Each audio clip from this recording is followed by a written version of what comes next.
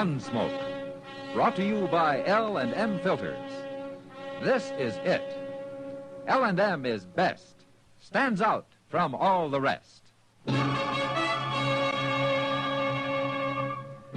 Around Dodge City and in the territory on West, there's just one way to handle the killers and the spoilers, and that's with a U.S. Marshal and the smell of Gunsmoke.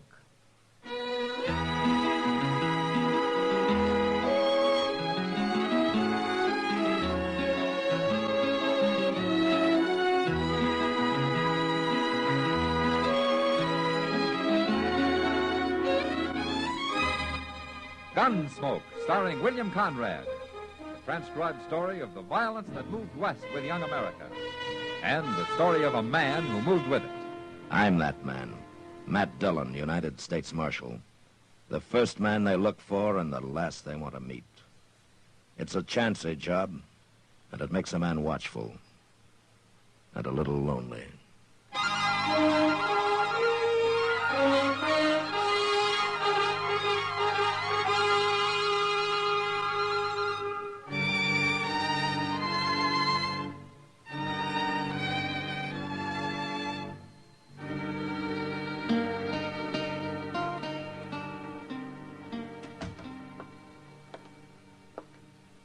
Matt.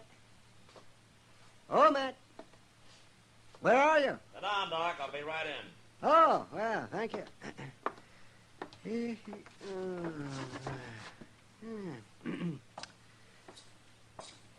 How are you, Doc? Fine. What are you doing out there, Matt? Watering the prisoners? I haven't got any prisoners. Oh, well, then you're falling down on the job. Offhand, I can think of a dozen men around Dodge that ought to be in jail. Well, why don't you give me a list, Doc? I'm going to need somebody to bring to trial next week. Is that so? What do you mean? Well, there's a new circuit court judge coming. He's going to be disappointed if there's nothing for him to do. A new judge? Mm-hmm. What happened to Judge Brookings? Oh, he needed help, I guess. After all, he has to cover about the whole of western Kansas. Well, who is this new man? What's his name? I love the name of Judge Stokes. That's all I know about him. Well, I hope he's a good one. I've seen some remarkably unlearned judges in my time. No, it's not an easy job, Doc. And out here, it doesn't pay enough to make it worthwhile to most men. Judge Brookings could probably do twice as well back east. Yes, and so could I, Matt. Yeah, I know, Doc. But then you wouldn't have anything to complain about. You would shrivel up and die if that happened. Well, at least I wouldn't go to the pauper's grave I'm headed for now. Lend me $100, will you, Doc? I'll lend you $100. Go on in, Homer. Oh, Mr. Dillon. Doc. All right, Chester. Well, who's this you got, Chester? This is Homer Tisdale, Mr. Dillon. There's a complaint against him. A complaint? Yes, sir.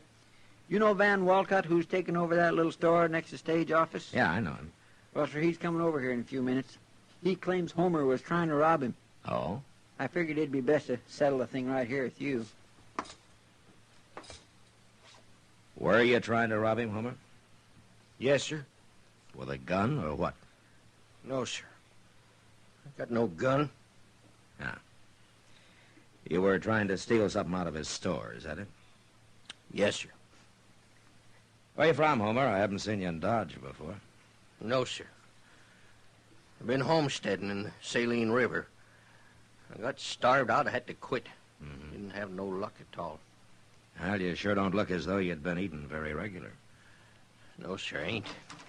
Well, you got him here. Yes, I got him here, Walcott. Dirty little thief. Marshal, I want to sign a complaint against this man. Mr. Walcott, you've been in Dodge about a month now, haven't you? What's that got to do with it? Well, back east, I guess they're a little more formal, the way they handle things. Now, why don't you just tell me what happened, huh? Well, I was next door at the stage office talking to Jay Buford. We heard a crash over to my store, something falling. So we run out, and there he was. We caught him red-handed, Marshal. Caught him doing what? Stealing, that's what. Well, you haven't told me what he stole.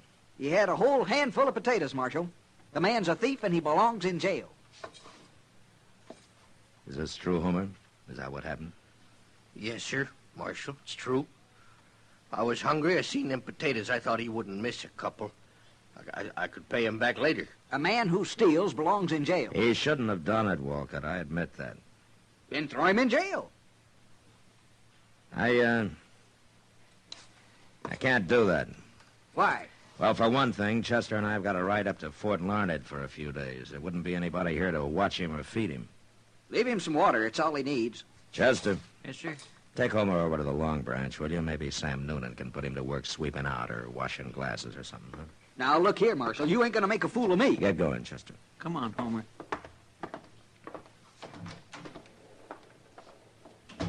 Now, look, Marshal, I'm telling Mr. you... Walcott,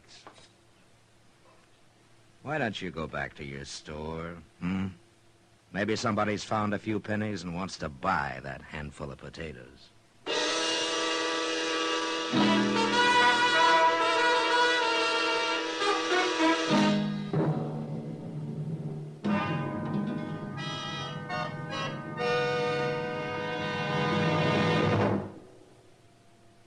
This is it, L&M filters. It stands out from all the rest.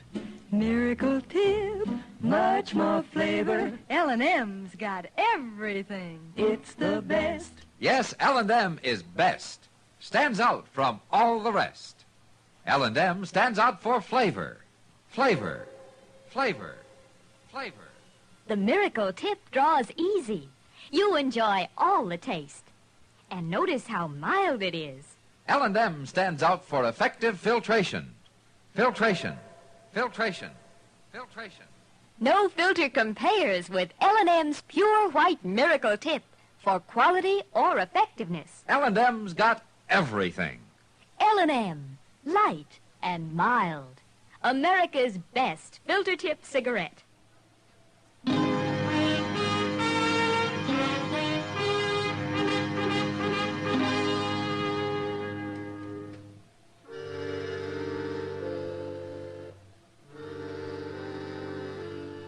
Doc was right. There probably were a dozen men around Dodge that should have been in jail. But if the law was going to start locking up men like Homer Tisdale, I figured they wouldn't need me to handle the job. At least that's what I thought on the way to Fort Larned. It was 4 days later when we got back, and I found out different.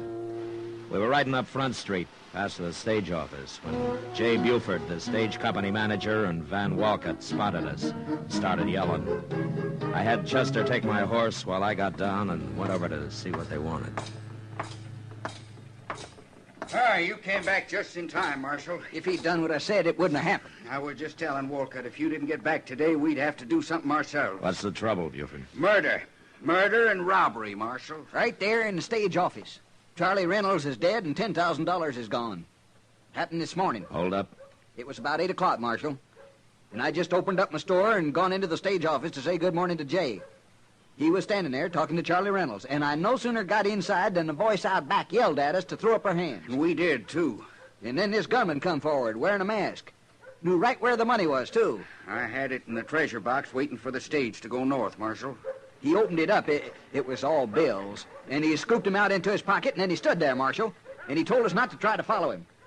And then before he could even move, he pulled the trigger on poor old Charlie Reynolds and killed him. Just like that, no reason at all. You didn't follow him, he got away. Who's gonna follow a killer like that? We ain't crazy. Any idea who it was? You bet we do. Who? That mask didn't hide nothing. Well, who was it? Homer Tisdale. What? Plain as day, even if he hadn't spoke. Homer ain't so meek as he looks, Marshal. He's a killer, that's what he is. All that other's just pretending. You should have put him in jail first off. Any idea where he is? Must be halfway to Texas by now. But you better find him, Marshal. Yeah.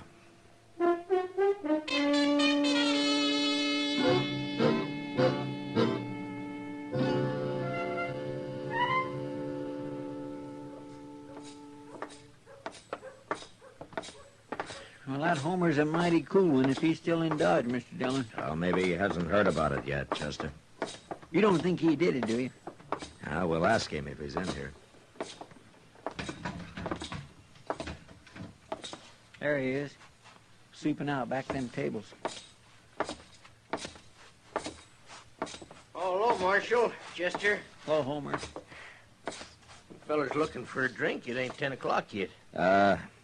Homer, how long have you been here?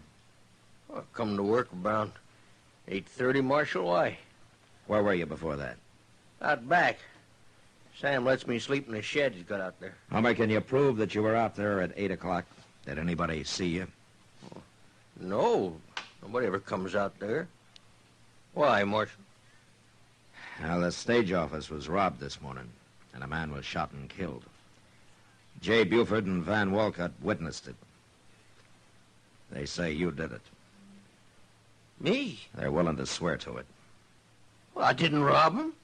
I didn't kill nobody. I wouldn't do nothing like that, Marshal. You don't believe him, do you? It doesn't matter what I believe, Homer. But there are 2 witnesses, and you haven't even got an alibi. Well, Marshal, I was right out back there. I was eating a little bread and some bacon a feller give me.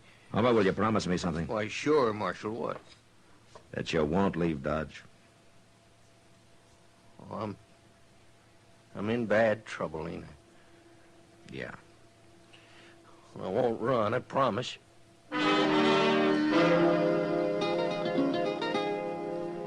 3 days later, Judge Stokes Circuit brought him to Dodge. I went over and talked to him about Homer Tisdale. But it was like talking into a rain barrel, or rather a whiskey barrel. The judge seemed to have more interest in corn liquor than in the law. And all I could get out of him was that a jury would have to decide the case. So the following Monday morning, court was opened in an old dance hall across the railroad tracks. A jury was sworn in, and Judge Stokes took over. First, he put Van Walcott on the stand, then Jay Buford. Chester and I sat with Homer and watched. Hey, Marshal, there's something I don't understand. What, Homer? Well, this judge, he's been talking to Walcott about me, and now he's going to talk to Buford. Yeah? Well, ain't he going to ask me nothing? Oh, sure, he'll put you on the stand, but you'll have your own lawyer to help you. Well, what? That man sitting right over there, he's the lawyer the judge appointed to defend you. Oh. Well, how can he help me? He ain't even talked to me. He won't know what to say. Well, he will talk to you, Homer. I guess there's no hurry about it. Mr. Dillon, I never seen that lawyer before. Did you? No, he's a stranger to me, too, Chester, but Judge Stokes seems to know him. Well, what I don't understand is why they ain't no persecutor. It's prosecutor, Chester. But I asked the judge about that, and he said that there was no need for one. Well, I guess he knows what he's doing. Buford's sworn in now. Let's listen. Now, Mr. Buford, we've heard the testimony in detail from Mr. Wolcott, so to speed things up a little, I'll just ask you a few questions. Yes, sir. You were at the stage office when the holdup took place, right? That's right, Your Honor. And you saw everything Mr. Wolcott saw, isn't that right? Yes, sir. Bandit came in, took $10,000 in bills out of the box, and then shot and killed, what's his name? Charlie Reynolds, Your Honor. Charlie Reynolds. All right, Mr. Buford. Now, I want you to tell the gentlemen of the jury who that bandit was. It was Homer Tisdale, Your Honor. Homer Tisdale. How'd you know it was him? Well, he had a mask on, but it didn't really hide nothing. It was him, all right. Besides, it was his voice, plain as day. And you knew him before? Sure. The day we caught him robbing Walcott's store. He's been a thief ever since he come to Dodge. Oh, now look here. Your Honor. You're out of order, Marshal. Your Honor, he's giving the jury a wrong impression of this man. Sit down, Marshal, or I'll hold you in contempt.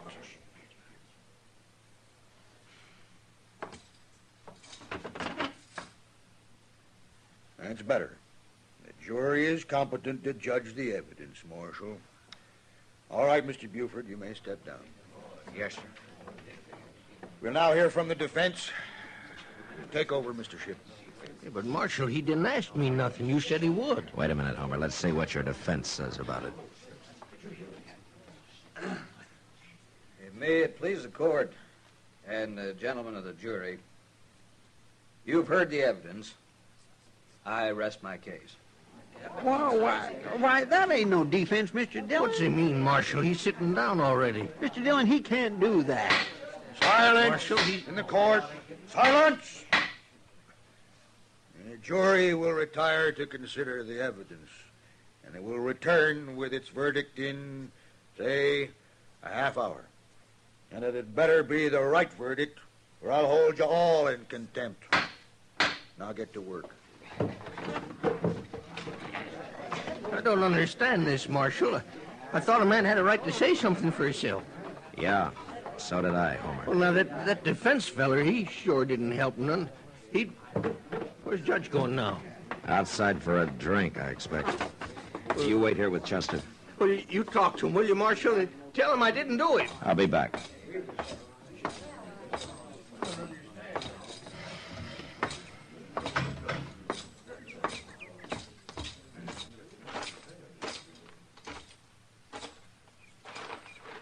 Have a nip, Marshal?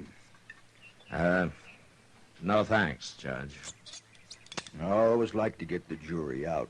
It gives a man time for a little refreshment.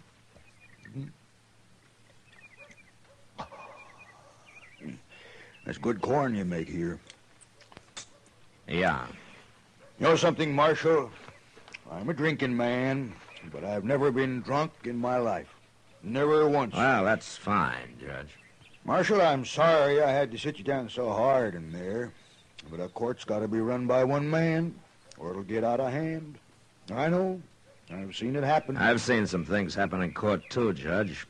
But I never saw an accused man not get a chance to defend himself before. You heard the evidence, Marshal. What defense could he make? It'd just be a waste of time. Oh, I see. Yeah, I want to get this trial over with. I got to take the Santa Fe up to Abilene at midnight, and that doesn't give me much time to see Dodge, does it? No, I guess it doesn't. In fact, a half hour is too long for that jury. I'm going to call him back now. If you'll excuse me, Marshal. Sure. Oh, maybe you'll change your mind and have a drink with me after, hmm? Yeah, maybe.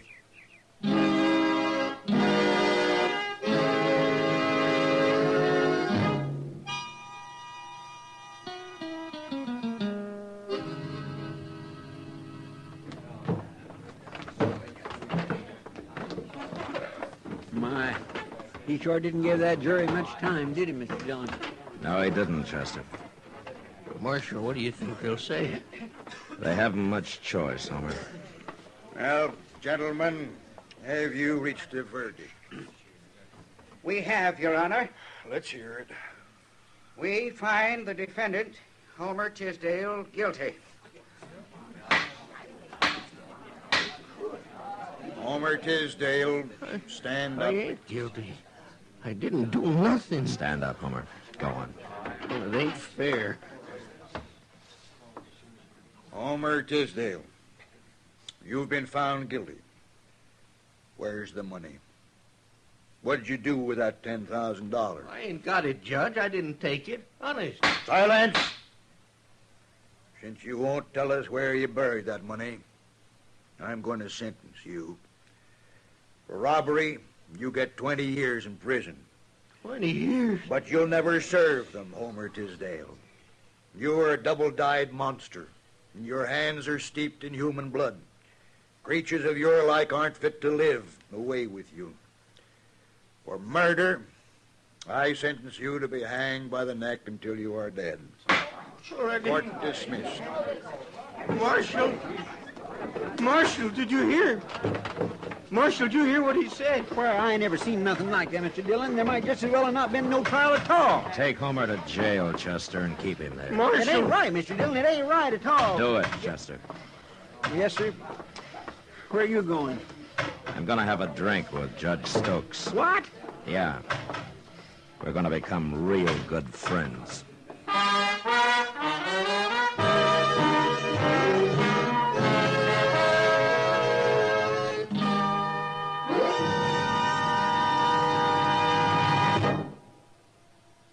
L&M is best. Stands out from all the rest. L&M's got everything. Everything? Everything. Best flavor? L&M stands out for flavor. The miracle tip draws easy. Lets you enjoy all the taste. Best filter? L&M stands out for effective filtration. No filter compares with L&M's pure white miracle tip for quality or effectiveness. Best tobaccos? Highest quality tobaccos. Low nicotine tobaccos. L&M tobaccos. Light and mild.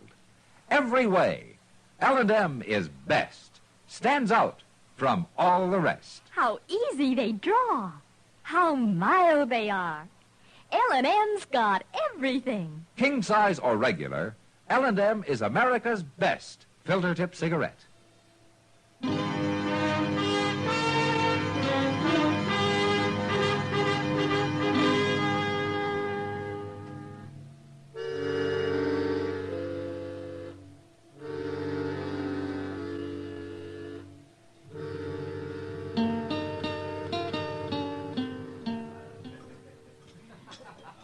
Have another drink, Judge? No more, Miss Kitty.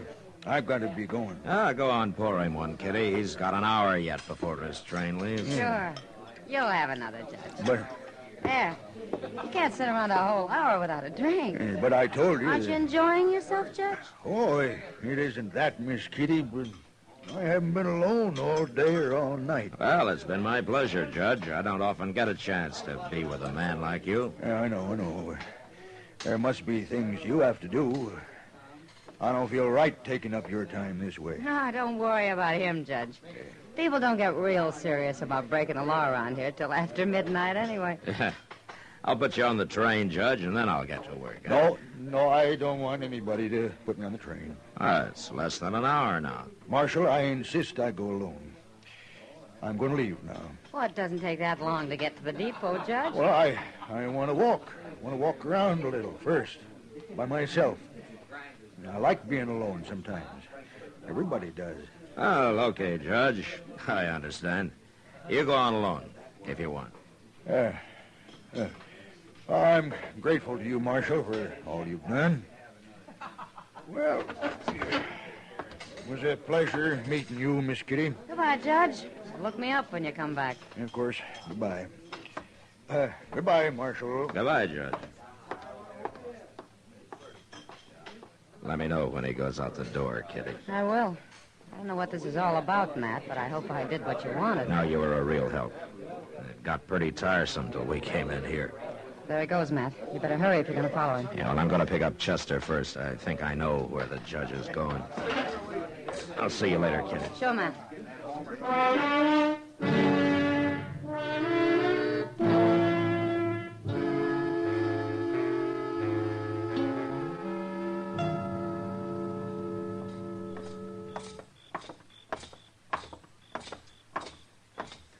Gracious, it must have drove him crazy, Mr. Dillon. You dogging him around that way. Well, it worried him some, Chester. That's how I knew I must be right. Here we are. We'd better watch through the side window or they'll see us. Yeah.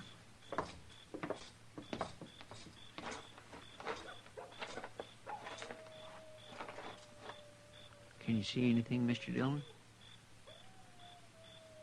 Yeah, they're in back there. And that's Judge Stokes with him. All right. Come on, we'll walk right in the front door.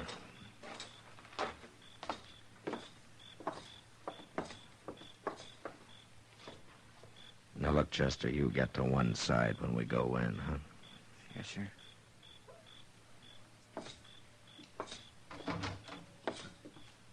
Who's that out front? Hi, Dad. It's Dillon. What's he doing here? Well, I thought you wanted to be alone, Judge. Shoot him. Shoot him, I tell you. He knows. Well, Buford, Walcott, which one of you is going to shoot me, huh? One of you must have a gun somewhere. You shot Charlie Reynolds. No? All right, then get your hands up while we search you. I got a gun, Marshal. Here. I'll give it to you. Get his gun, Chester. It's still in his pocket. Yes, sir. Well, how much money did they give you out of the 10,000, Judge? I don't know what you're talking about, Marshal. But I'll have you in court for this. I'll be in court with you in front of Judge Brooking. You overplayed your hand today, Judge Stokes, you and that bought defense lawyer. And I'll find him before the night's out. You wouldn't dare arrest a judge. Who ever heard of such a thing? Well, now, I guess maybe a judge is a pretty important man, isn't he? He certainly is. Yeah. Well? I'll tell you. Since you are the most important man here, I'm going to give you a cell by yourself. You can have Homer Tisdale's. He won't be needing it anymore. Now, get moving.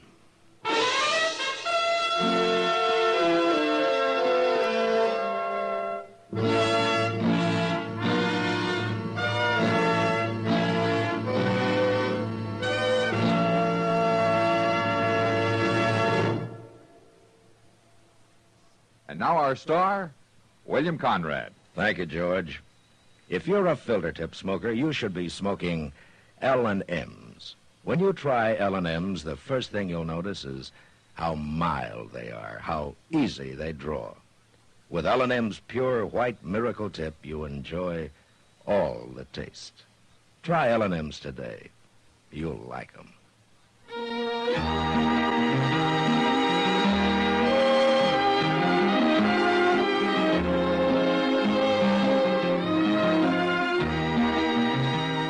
Gunsmoke, produced and directed by Norman Macdonald, stars William Conrad as Matt Dillon, U.S. Marshal. Our story was specially written for Gunsmoke by John Meston, with music composed and conducted by Rex Corey. Sound patterns by Tom Hanley and Ray Kemper. Featured in the cast were Lawrence Dobkin, Vic Perrin, John Daner, and Harry Bartell. Harley Bear is Chester, Howard McNear is Doc, and Georgia Ellis is Kitty.